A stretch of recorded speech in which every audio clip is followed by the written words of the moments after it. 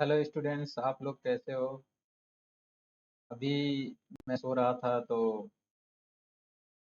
हमारे पास हमारे कुछ स्टूडेंट्स ने कॉल करके कहा कि सर, हम प्रिपरेशन कर रहे हैं और बोर्ड का, और इसमें मुझे काफ़ी दिक्कतें महसूस हो रही हैं।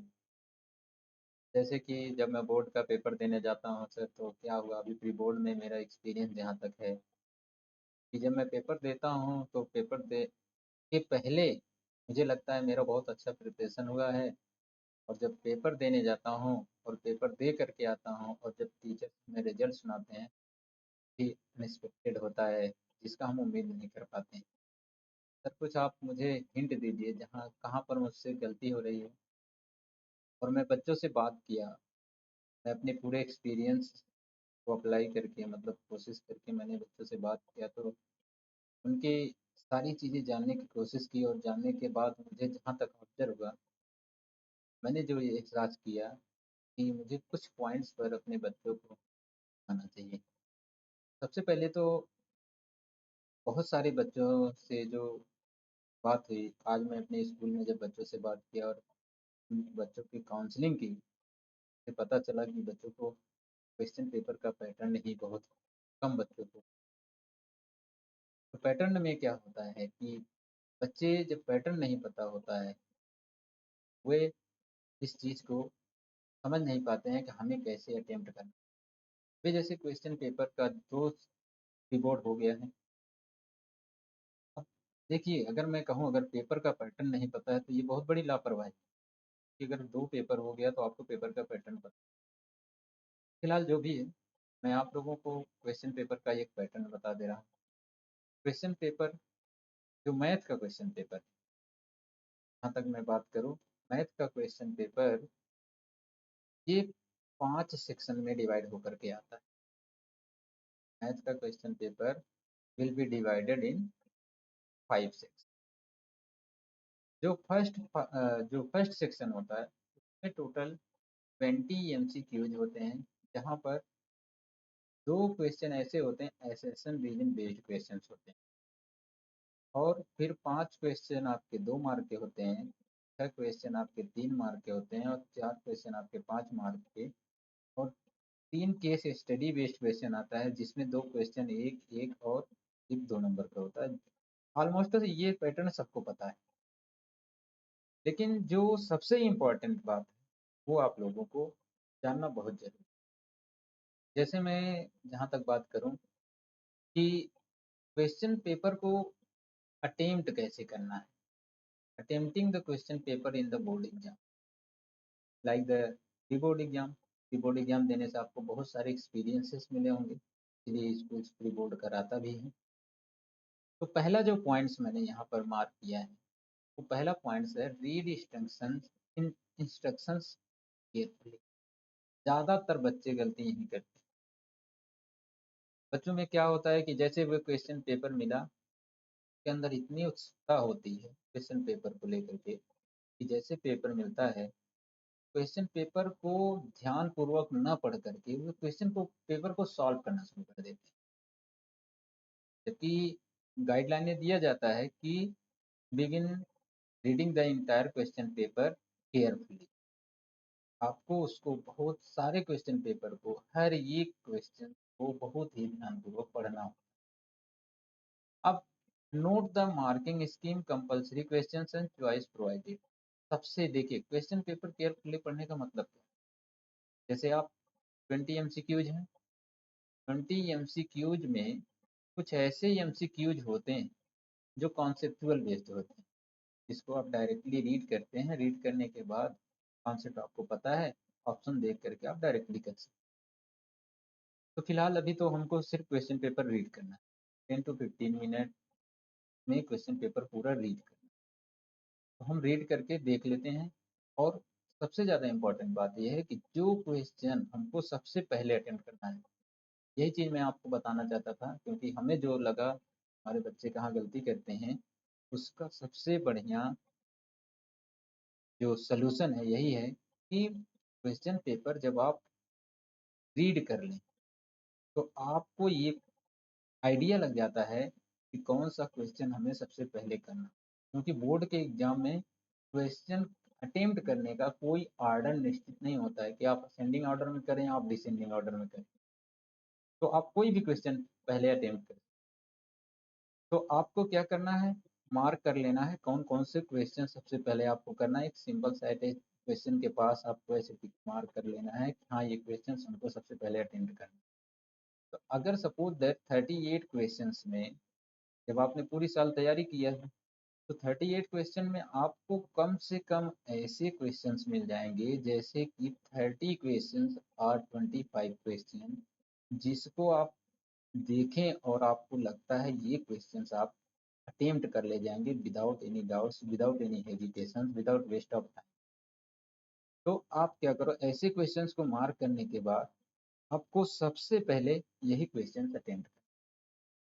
अब इस क्वेश्चंस को अटेम्प्ट करने से आपका फायदा क्या होगा, जो ये हमने सेकंड पॉइंट यहाँ पर मेंशन किया, टाइम मैनेजमेंट, इसका बहुत बड़ा रोल होता है। जब सारे विदाउट डाउटफुल, मतलब कि जितने भी डाउटफुल क्वेश्चंस हैं उसको आप एक प्रकार से कहते नहीं, छनेनी लेकर के छान देना वेस्ट मटेरियल को, तो थोड़ी देर के लिए उसको आपने साइड में, जो अच्छी चीज़ें हैं जैसे आपको जो पता है उसको आप करते जाएंगे, इससे आपके अंदर एक कॉन्फिडेंस डेवलप हो।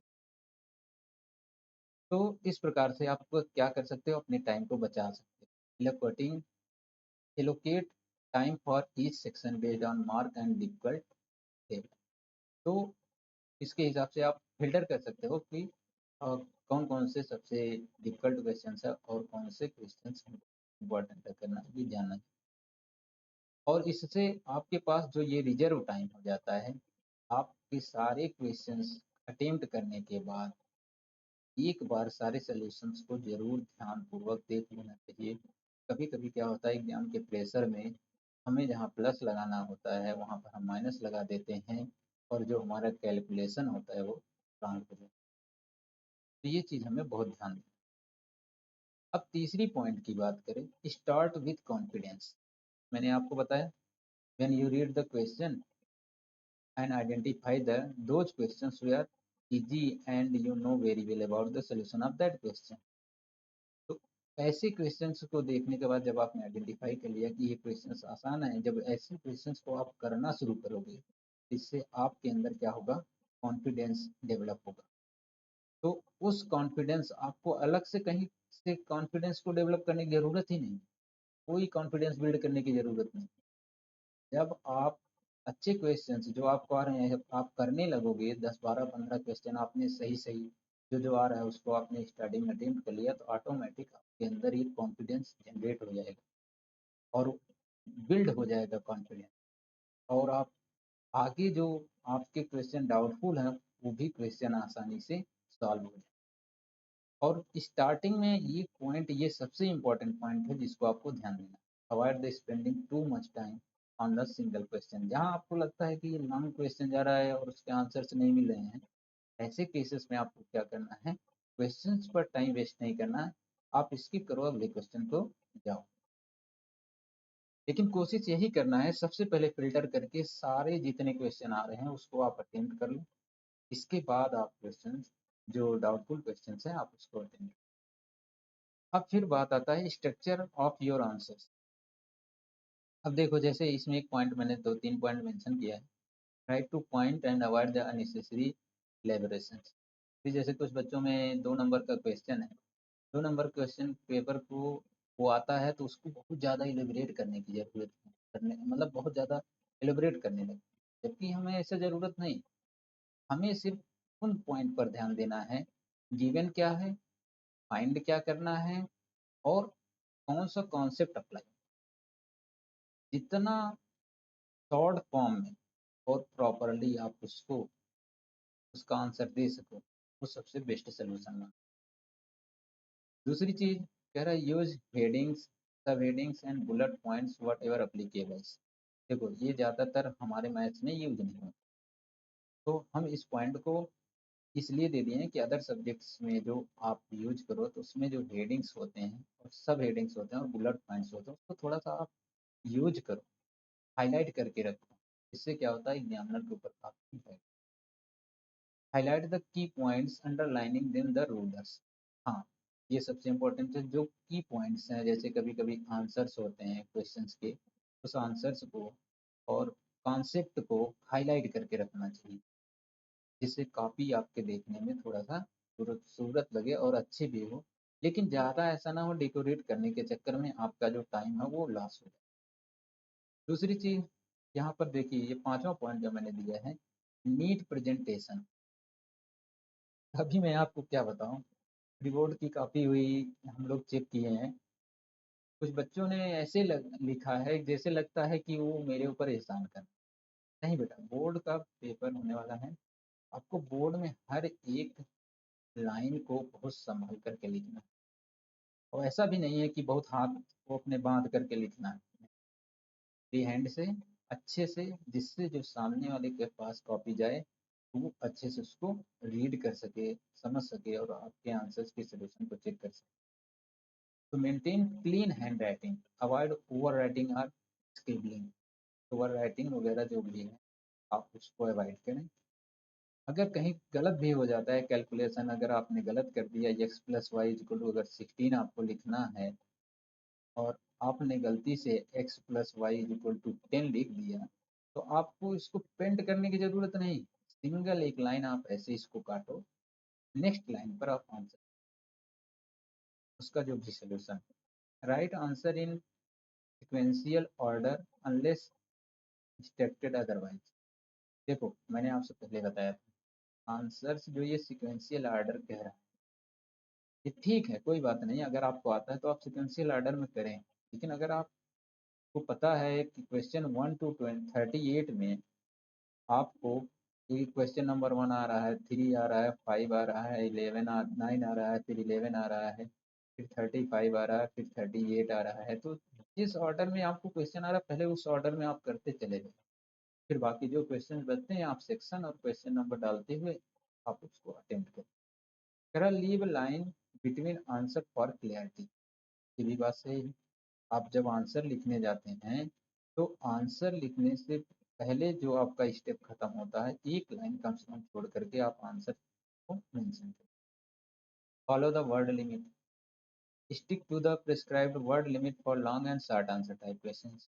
बहुत इंपॉर्टेंट चीज़ है, क्योंकि आपको पता चले कि 5 नंबर का क्वेश्चन है, उसमें आप 200 वर्ड लिख रहे हैं और 2 नंबर का क्वेश्चन उसमें 300 वर्ड लिख रहे हैं, तो इस चीज़ को आपको देना है कि फालतू की चीज़ें आपको उसके अंदर नहीं लिखना है, टू द पॉइंट लिखना है, क्वेश्चन के पॉइंट को समझ। अवॉइड ओवरली लॉन्ग और ओवरली ब्रीफ रिस्पॉन्स, जो चीज़ें ऑलरेडी मैंने आपको बता दिया है कि बहुत ज़्यादा हमें डिस्क्राइब करने की ज़रूरत नहीं है, हमें क्वेश्चन के लिमिट में रह करके ही के आंसर्स को, उसके सॉल्यूशंस को देना है।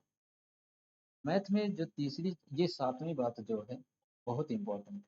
सातवीं बात अक्सर करके मैं देखता हूँ बच्चों में बहुत गलती रहती है, जैसे उनसे कहा गया ट्रायंगल बनाने के लिए तो बस ऐसे ट्रायंगल को बना दिए, और बहुत सारे बच्चे तो नेमिंग भी नहीं उसका करते हैं, ट्रायंगल बना करके सोल्यूशन को करते चले जाते हैं।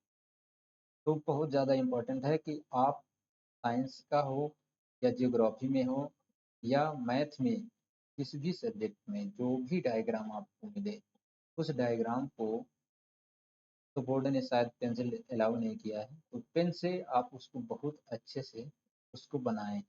जैसे आपकी एप्लीकेशन, आप ट्रिग्नोमेट्री में हाइट एंड डिस्टेंस का क्वेश्चन जो होता है, वर्ड प्रॉब्लम क्वेश्चन, उसमें डायग्राम बनाना होता है, सरफेस एरिया एंड वॉल्यूम में डायग्राम बनाना होता है, एरिया रिलेटेड टू सर्कल में आपको डायग्राम बनाना होता है, सर्कल के चैप्टर में आपको डायग्राम बनाना पड़ेगा, ट्राइंगल के चैप्टर में डायग्राम बनाना पड़ेगा। तो आप ज्योमेट्री बॉक्सेस के सारे इंस्ट्रूमेंट जरूर लेकर के जाएं एग्जाम में, और डायग्राम को अच्छे से, जब डायग्राम अच्छे से बनाएंगे तो क्वेश्चन में फॉल्ट होने के चांसेस थोड़ा कम होंगे। अटेम्प्ट ऑल क्वेश्चंस, कह रहा है कि इवन इफ अनश्योर, मान लीजिए मैंने वही आपको स्टार्टिंग में बता दिया कि जितने श्योर क्वेश्चंस हैं आप उसको सबसे पहले अटेम्प्ट करो, जितने आप अनश्योर क्वेश्चंस है attempt all questions partially correct answer can fetch marks.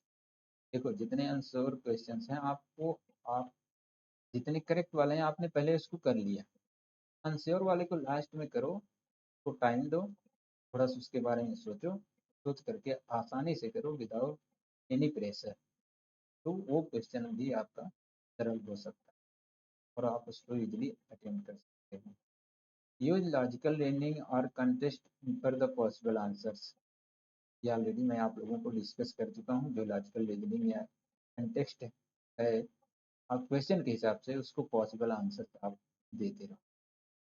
दूसरी चीज यहाँ देखो, नौ जो ये 9th पॉइंट है बहुत important, avoid the panic.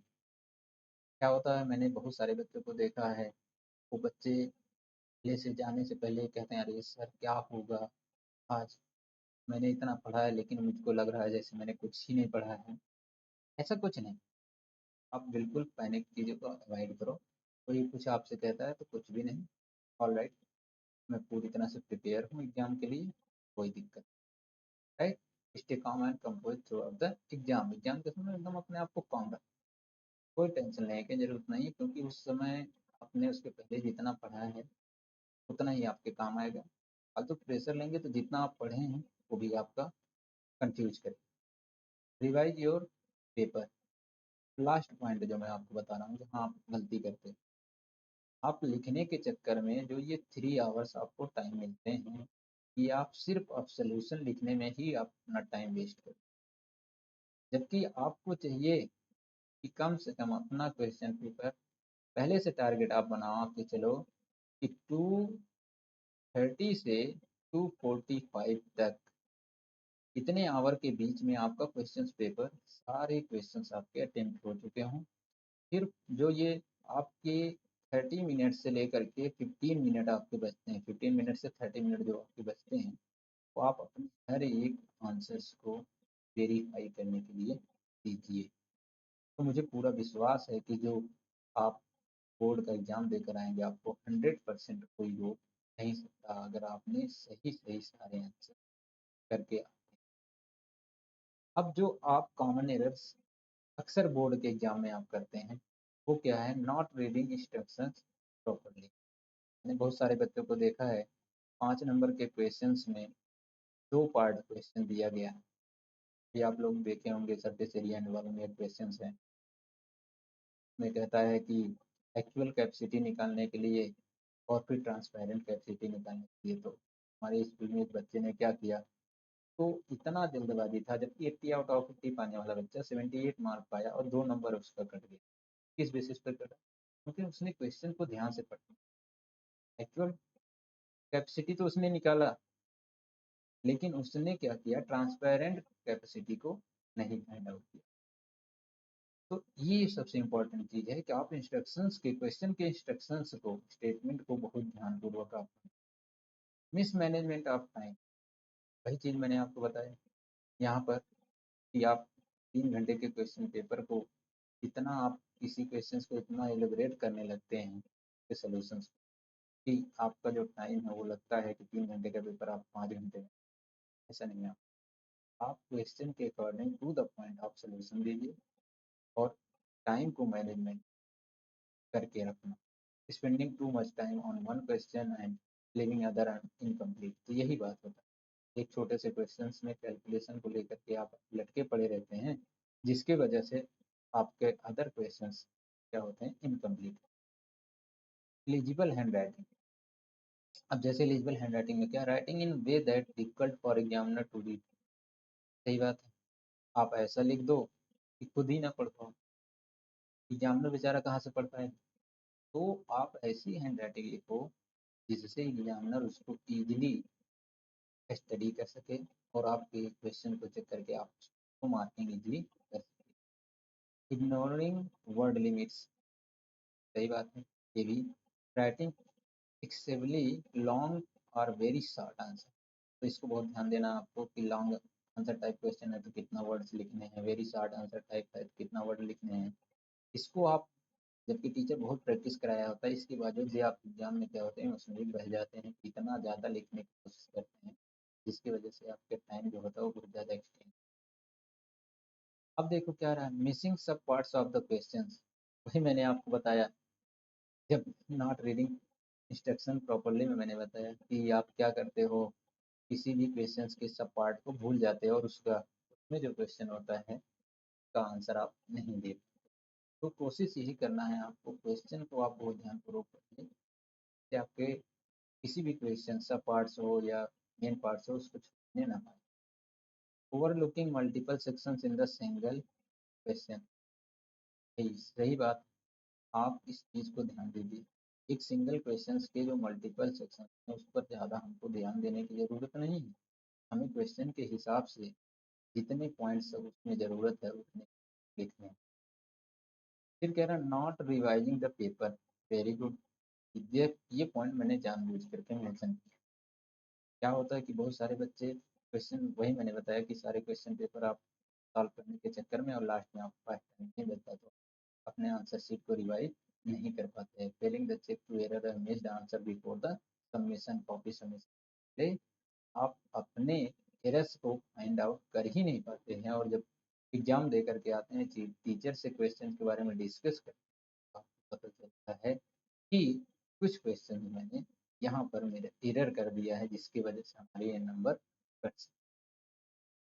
Incomplete diagrams or labels, इसको तो हर सब्जेक्टिव टीचर जहाँ पर डायग्राम बनता है बहुत ध्यानपूर्वक से आपको समझाता है, बेटा आप इस चीज़ को, इस डायग्राम को खूब अच्छे से बनाओ जिससे आप उसके आंसर्स को इजीली दे सकें। तो drawing inaccurate diagrams or leaving them unlabelled, तो इस चीज़ को जब अनएक्यूरेट मतलब अनएक्यूरेट डायग्राम्स होगा तो मार्किंग जो होती है वो भी डिडक्ट होता है, उसकी वजह से आपके सिलेक्शन में कंफ्यूजन आता है, आप आंसर अच्छे से फाइंड आउट नहीं कर। ओवर राइटिंग के बारे में ऑलरेडी मैं डिस्कस कर चुका हूँ। अटेम्प्टिंग अनप्रिपेयर्ड क्वेश्चन फर्स्ट, ये मैं सबसे पहले इस पॉइंट को आपको डिस्कस करके बताया, फिर से मैं एक बार बता देना चाहूँ। क्वेश्चन पेपर को जब आप रीड करते उसी समय आप ये आइडेंटिफाई कर लो कि which question you want to attempting first, तो इससे आप जो डिफिकल्ट क्वेश्चंस फर्जी का आप लेकर के उसको परेशान रहते हो, जिसमें आप अपना टाइम लॉस करते हो, उस चीज़ से आप keeping practice, lack of practice with fast paper leading poor times management. अब ये सारे पॉइंट्स अगर आपको क्लियर नहीं होता है, आप ये गलतियां तभी भी करते हो, इससे मुझे यही पता चलता है कि आप अच्छे से प्रैक्टिस नहीं। तो अभी आपके पास आज से कम आपके पास लगभग 45 डेज एग्जाम के बचे हुए हैं। अगर मैं आज 20/01/2025 को इस वीडियो को बना रहा हूँ, आप मेरी बात को बहुत गौरपूर्वक से ध्यान से सुन करके इस वीडियो को अपने दिमाग में हर एक पॉइंट पर रख कर आप प्रैक्टिस करिए, जिससे एग्जाम टाइम में आप किसी भी प्रकार की मिस्टेक न करें। हमें उम्मीद है कि आप ऐसा करेंगे और आपके हित में ये बात होगी और आप फॉलो करोगे और आपका रिजल्ट बहुत बेहतर आएगा। धन्यवाद।